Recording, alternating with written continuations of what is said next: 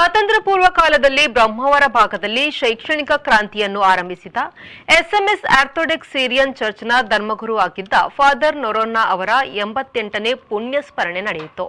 ಚರ್ಚ್ನ ವತಿಯಿಂದ ನೂರಾರು ಕ್ರೈಸ್ತ ಬಾಂಧವರು ಬ್ರಹ್ಮಾವರ ರಾಷ್ಟ್ರೀಯ ಹೆದ್ದಾರಿ 66ರ ಮೂಲಕ ಆಕಾಶವಾಣಿ ವೃತ್ತ ರಥಬೀದಿಯ ಮೂಲಕ ಕಾಲುನಡಿಗೆ ಜಾಥಾದಿಂದ ಸಾಗಿ ಬಂದು ಎಸ್ಎಂಎಸ್ ಚರ್ಚ್ನ ಬಳಿ ಸಮಾಪನಗೊಂಡಿತು.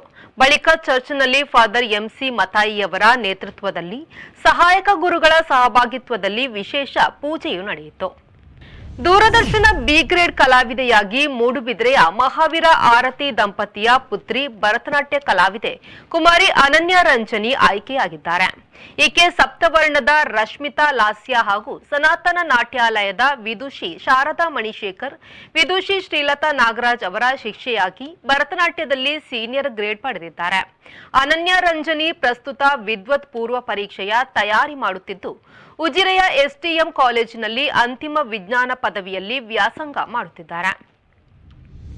ರೋಟರಿ ಪದವಿ ಪೂರ್ವ ಕಾಲೇಜಿನಲ್ಲಿ ಪೋಕ್ಸೋ ಕಾಯ್ದೆ ಮತ್ತು ಬಾಲ್ಯ ವಿವಾಹ ನಿಷೇಧ ಕಾಯ್ದೆಯ ಬಗ್ಗೆ ಕಾನೂನು ಅರಿವು ಕಾರ್ಯಕ್ರಮ ಹಮ್ಮಿಕೊಳ್ಳಲಾಯಿತು.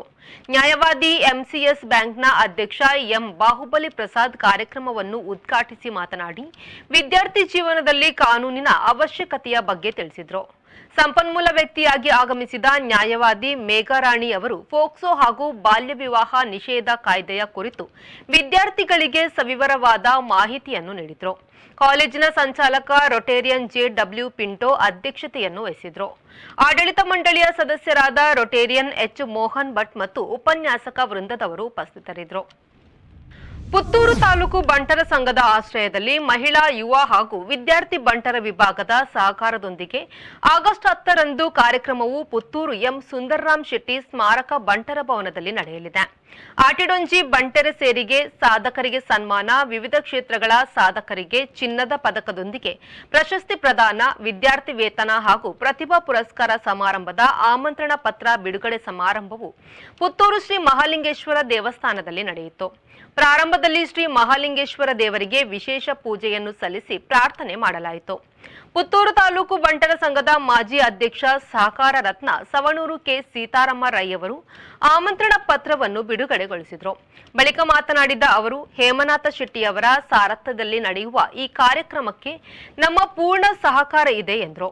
ತಾಲೂಕು ಬಂಟರ ಸಂಘದ ಅಧ್ಯಕ್ಷ ಕಾವು ಹೇಮನಾಥ ಶೆಟ್ಟಿ, ತಾಲೂಕು ಬಂಟರ ಸಂಘದ ಮಾಜಿ ಅಧ್ಯಕ್ಷ ಆರ್ಯಡ್ಕ ಲಕ್ಷ್ಮೀನಾರಾಯಣ ಶೆಟ್ಟಿ, ತಾಲೂಕು ಬಂಟರ ಸಂಘದ ನಿರ್ದೇಶಕ ಸಹಕಾರ ರತ್ನ ದಂಬೆಟ್ಕಾನ ಸದಾಶಿವ ರೈ, ಪುತ್ತೂರು ತಾಲೂಕು ಬಂಟರ ಸಂಘದ ಪ್ರಧಾನ ಕಾರ್ಯದರ್ಶಿ ನಿತ್ಯಾನಂದ ಶೆಟ್ಟಿ ಮನವಳಿಕೆ ಮತ್ತಿತರರು ಉಪಸ್ಥಿತರಿದ್ದರು.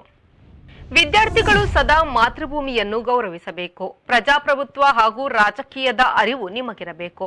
ಚುನಾವಣೆ ಮತ್ತು ಅದರ ನಿಯಮಗಳನ್ನು ತಿಳಿಯುವುದರೊಂದಿಗೆ ಮತದಾನದ ಮಹತ್ವವನ್ನು ಪ್ರತಿಯೊಬ್ಬ ಪ್ರಜೆಯೂ ಅರಿಯುವಂತಾಗಬೇಕು.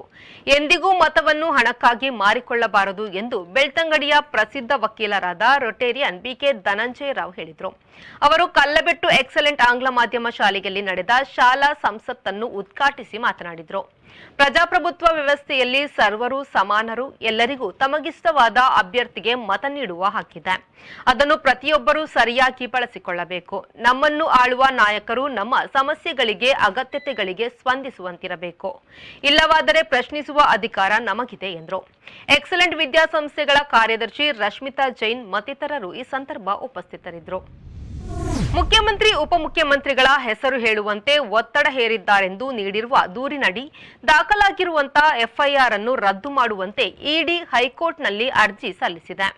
ಮಂಗಳವಾರ ಬೆಳಿಗ್ಗೆ ಕೋರ್ಟ್ ಆರಂಭವಾಗುತ್ತಲೇ ಜಾರಿ ನಿರ್ದೇಶನಾಲಯದ ಪರ ವಕೀಲ ಮಧುಕರ ದೇಶಪಾಂಡೆಯವರು ಜಸ್ಟಿಸ್ ಎಂ ನಾಗಪ್ರಸನ್ನ ಅವರಿದ್ದ ಏಕಸದಸ್ಯ ಪೀಠದೆದುರು ಹಾಜರಾದರು. ಅರ್ಜಿಯನ್ನು ತುರ್ತು ವಿಚಾರಣೆಗೆ ಕೈಗೆತ್ತಿಕೊಂಡು ಇಡಿ ವಿರುದ್ಧದ ಎಫ್ಐಆರ್ ರದ್ದು ಮಾಡುವಂತೆ ಅವರು ಮನವಿ ಮಾಡಿದರು. ಮಧ್ಯಾಹ್ನ 2:30 ಗಂಟೆಗೆ ವಿಚಾರಣೆಗೆ ಸಮಯವನ್ನು ನ್ಯಾಯಾಧೀಶರು ನೀಡಿದರು.